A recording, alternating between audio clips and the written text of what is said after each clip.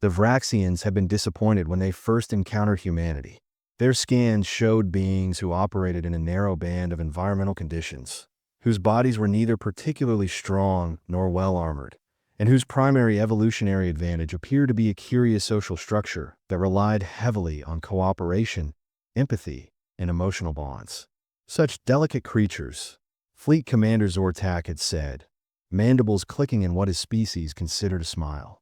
His carapace gleamed under the bridge lights of the command vessel.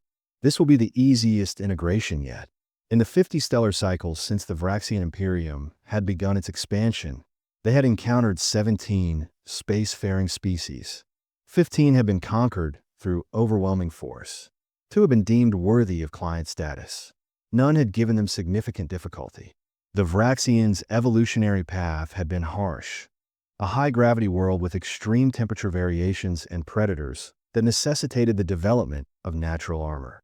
Their psychology had evolved alongside their physiology. They were hierarchical, decisive, and utterly without what humans would call empathy. To a Vraxian, emotion was weakness. Their society functioned through pure rationality, unencumbered by sentiment. When their anthropologists studied human history, they were astounded by how much human decision-making was influenced by emotional considerations.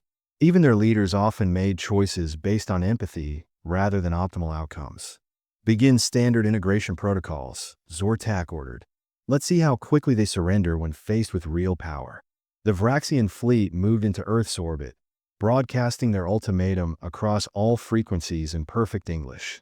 Surrender and become a client species of the Imperium, or face extinction. The humans asked for 48 hours to deliberate. The Vraxians, amused by such a short time frame, granted it. We need options, said President Elena Reyes, looking around the emergency session of the United Nations Security Council.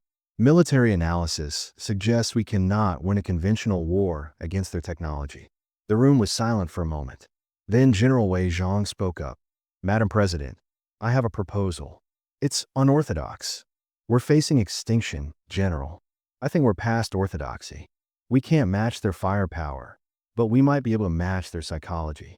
We need negotiators who can engage with the Vraxians on their own terms. What are you suggesting? Project Pandora, ma'am. A murmur went through the room.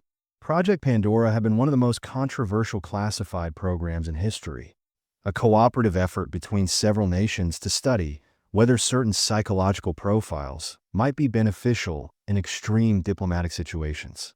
You want to send psychopaths to negotiate with aliens? The Secretary General looked incredulous.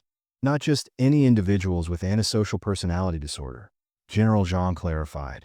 We've been working with highly functioning individuals who possess reduced empathic responses, but intact rational faculties and no violent tendencies. These are people who think differently, who can make cold calculations without emotional interference. Like the Vraxians, President Reyes realized. Exactly, General Zhang nodded. From our analysis, the Vraxians respect power and rationality. They despise emotional decision-making. We need negotiators who can speak their language, metaphorically speaking. And this project has candidates ready. We have a team of 5, all brilliant, all with the specific psychological profile we need, all extensively trained. President Reyes looked around the room at the assembled world leaders. I don't see that we have much choice. Make the arrangements, General. Dr. Miranda Cole didn't look dangerous. With her neat business suit and calm demeanor, she could have been any mid-level executive. Yet she had scored in the 99th percentile on the Hair Psychopathy Checklist Revised. You understand the mission parameters? General Zhang asked. Perfectly, she replied with a slight smile. I'm to lead negotiations with the aliens, establishing humanity as worthy of respect rather than conquest. I'm to use my particular perspective to communicate with them effectively. Your team has been briefed on everything we know about Vraxian psychology and social structures. Yes, hierarchical, ruthlessly pragmatic, and contemptuous of emotional decision-making. We'll get along splendidly. There was no humor in her voice, just cold assessment. Beside her stood 4 others. Dr. James Chun, a game theorist, Major Alexander Volkov, a military strategist, Dr. Kwame Nkrumah, a xenolinguist, and Raj Patel, a former hedge fund manager turned diplomatic consultant. All shared Miranda's psychological profile. All were what psychiatrists would classify as psychopaths, though none had violent criminal histories. Remember, General Zhang said, your objective is not to surrender, but to secure our position as a client species at minimum. The Vraxians have two classifications for other species: subjects to be conquered or clients worthy of limited autonomy. We understand, Miranda said. We'll make them see our value. The Vraxian delegation received the human representatives aboard their flagship. The massive chamber was kept uncomfortably cold for human standards, optimal for Vraxian physiology. The intimidation tactic was transparent to Miranda and her team. We expected your leaders, Fleet Commander Zortak said through the translation device. This is disrespectful. Miranda stepped forward. I am Dr. Miranda Cole, Chief Negotiator for Humanity. These are my colleagues. We are empowered to speak for our species. We have come to discuss terms. Terms. The Vraxians' mandibles clicked in what the humans recognized as amusement. There are no terms. Only surrender. Without a flicker of emotion, Miranda replied, if that is your position, then this meeting is unnecessary. You may as well begin your extermination efforts immediately. The Vraxian delegation fell silent, their compound eyes fixing on Miranda with new interest. However, she continued, I believe that would be a suboptimal outcome for both our species. Exterminating us would deprive you of resources that could be more efficiently harvested through cooperation. Zortak leaned forward. You speak differently than we expected. How so? Your transmissions, your entertainment, your history, all suggest a species dominated by emotional reasoning. Yet you speak with clarity. You have been studying our general population, Miranda said. We are specialized variants, selected precisely because we can communicate with you effectively. Specialized variants. Yes. You see, Commander, most humans do indeed operate with high levels of empathy and emotional processing. But not all. Some of us have a different neurological structure. We are called psychopaths in our medical terminology. We process decisions through pure rationality, unencumbered by emotional reactions. The Vraxians conferred among themselves briefly. You have been chosen as representatives because you lack what most of your species values most. Zortak seemed genuinely intrigued. Precisely, Dr. Chin interjected. We represent approximately 1% of the human population. We are particularly valuable in certain contexts, like this one. Zortak studied them carefully. You are still physically weak, regardless of your mental capacities. Physical strength is only one form of power, Miranda replied. Consider, with our weakness, we have dominated our planet, developed advanced technology, and expanded into space, all while carrying the burden of emotional decision-makers. Major Volkov spoke up. If you were to exterminate us, you would need to commit significant resources. Our species will not surrender easily, regardless of technological disadvantage. We estimate that full pacification would require at least 15 standard years of your military resources. An acceptable cost, Zortak countered. Perhaps, Miranda said, but consider the alternative. As a client species, we offer unique perspectives and capabilities. Our very diversity of thought, from the emotional majority to rational minorities like ourselves, creates innovation you cannot predict. Emotional beings create art, music, and literature that rational beings find intriguing. For the first time, there was hesitation in Zortak's posture. We propose a demonstration, Miranda said, a test of our value. The test was simple in concept, though complex in execution. The Vraxians have been struggling with a particular system in their fleet, a quantum navigation array that occasionally produced errors in calculations. Their engineers have been unable to solve the problem. If your species can resolve this issue, Zortak declared, we will consider your petition for client status rather than subject status. The human team was given 3 days to work on the problem. They were escorted to quarters aboard the Vraxian flagship and provided with access to the technical specifications. Miranda immediately organized her team. Raj, James, focus on understanding their mathematical models. Alexandra, security implications. Kwame, ensure we're not missing anything in the translation of technical concepts. As they worked, the Vraxians observed them with increasing interest. What fascinated them most was the interaction between the human team, efficient, direct, without the social niceties that characterize typical human interaction. On the second day, Dr. Chun made a breakthrough. It's not a technical flaw, he explained to the team. It's a conceptual one. The Vraxians approach quantum mechanics from a deterministic perspective, despite its probabilistic nature. They're trying to force certainty where uncertainty is inherent. Interesting, Miranda said. Their psychological need for hierarchy and order extends to their science. Exactly. Their entire calculation system is built around reducing variability rather than working with it. So we solve it by introducing a modified Heisenberg compensator that doesn't try to eliminate uncertainty, but rather incorporates it into the calculations. The team worked through the night, developing a solution that would be both technically sound and conceptually acceptable to the Vraxians. On the third day, they presented their findings. Zortak and his engineers listened as Miranda explained their solution. There was a palpable shift in the atmosphere as the Vraxian engineers began to understand the implications. This is unexpectedly elegant, the chief Vraxian engineer admitted. We had not considered embracing uncertainty as a parameter. Different evolutionary paths lead to different cognitive approaches, Miranda said. This is our value to you. We think in ways you do not. Zortak's compound eyes seemed to study Miranda with new respect. You have passed the test. But I remain curious. If your kind are so valuable, why does your society not elevate you to leadership positions? A complex question, Miranda replied. Our psychological makeup has advantages in certain contexts, but disadvantages in others. We lack the empathic connections that facilitate cooperation among the majority of humans. We are useful specialists, not generalists. Yet here you are, representing your entire species. Precisely because this situation demands our particular abilities. This is adaptive specialization, the right tool for the right task. Zortak seemed to consider this. I wish to speak with your emotional leaders as well, to understand the full spectrum of your species. A reasonable request, Miranda agreed. But first, let us formalize our status. We propose client status with special provisions. You are in no position to negotiate special provisions, Zortak said, though with less conviction than before. With respect, Commander, I believe we are. We have demonstrated value, and you have yet to understand our full potential. President Reyes was briefed on the Vraxian request for a meeting with Earth's emotional leaders.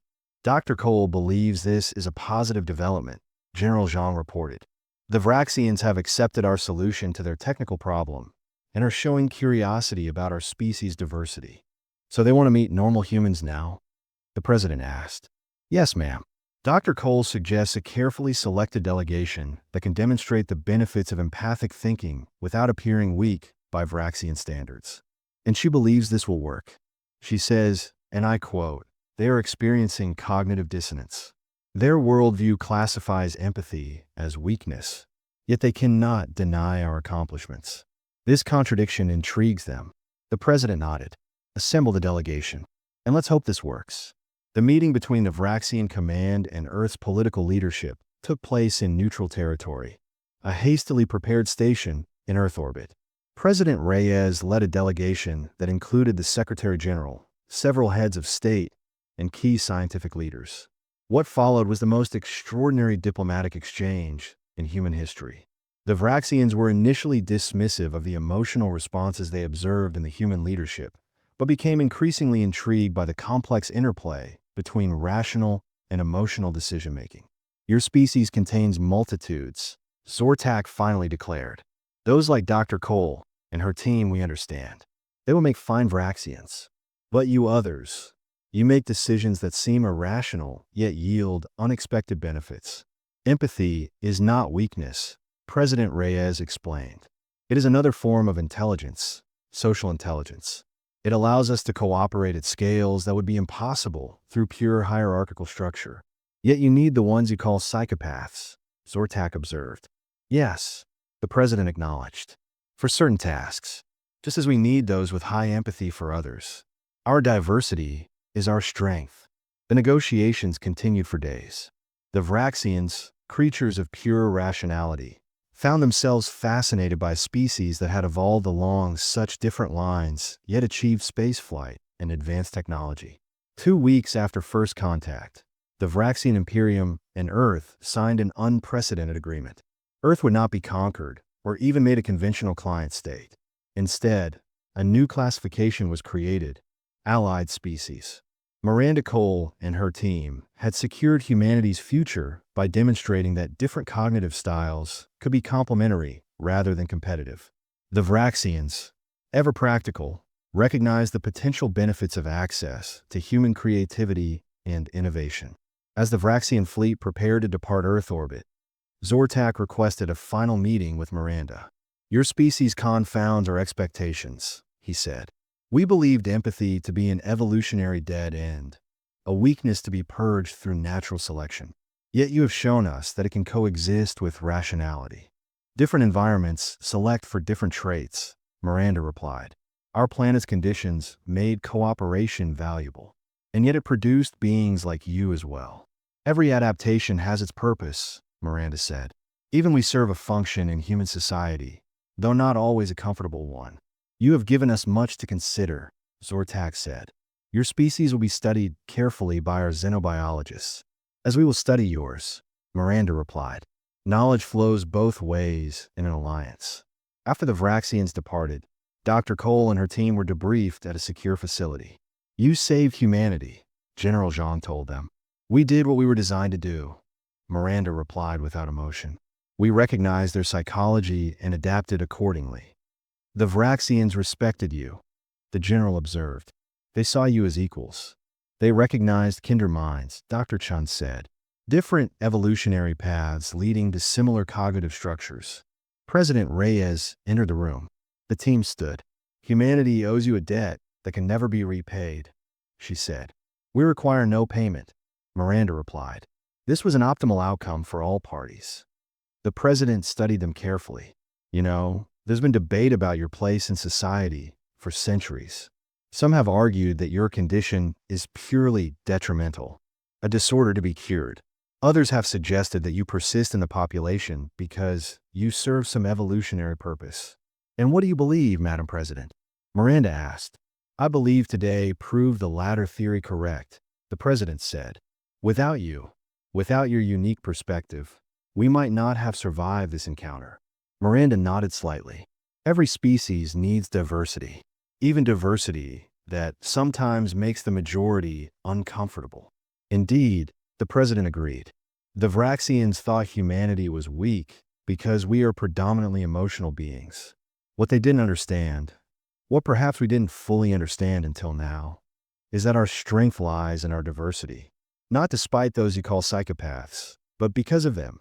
As the president left, Dr. Cole turned to her team. "Well," she said with her characteristic lack of emotion, "that was rather dramatic." "Humans do love their emotional narratives," Dr. Chun replied with a thin smile. "Fortunately for all of us," Major Volkov added, "aliens don't." In the years that followed, humanity's relationship with the Vraxian Imperium deepened. The exchange of knowledge and technology accelerated human development by centuries. The Vraxians, for their part, began to explore the potential benefits of what they termed controlled empathic response, not full human-style empathy, but a limited version that might enhance their own society's functioning. Project Pandora was declassified and became a formal diplomatic corps, specializing in relations with the Vraxians and other similar species humanity encountered as they expanded into the galaxy. As for Dr. Miranda Cole, she became the first human ambassador to the Vraxian homeworld, a position for which she was uniquely suited. In her correspondence with Earth, she often remarked on the irony that those once considered disordered had become humanity's most valuable diplomatic asset. In her final report before retiring, she wrote, "Throughout human history, those with my neurological configuration have been feared, misunderstood, and often vilified. Yet when confronted with a species that mirrored our cognitive style, we became humanity's salvation." The Vraxians thought humans weak because most humans feel deeply. They did not understand that this capacity for emotion exists alongside our capacity for reason, not in opposition to it. In the end, It was not despite our differences, but because of them that humanity survived and flourished. The Vraxians encountered a species they expected to easily conquer, only to discover that what they perceived as weakness was merely a different kind of strength. And they discovered something else as well. That within this emotional species existed minds like their own, the ones humans call psychopaths, who could bridge the gap between two vastly different evolutionary paths. Perhaps there's a lesson here for both species. Diversity, even neurological diversity that sometimes challenges social norms, has its purpose. Every adaptation, every variation exists because somewhere, sometime, it provided an advantage. The aliens thought we were weak until they met the ones we call psychopaths. And in doing so, they discovered that true strength lies not in uniformity, but in difference.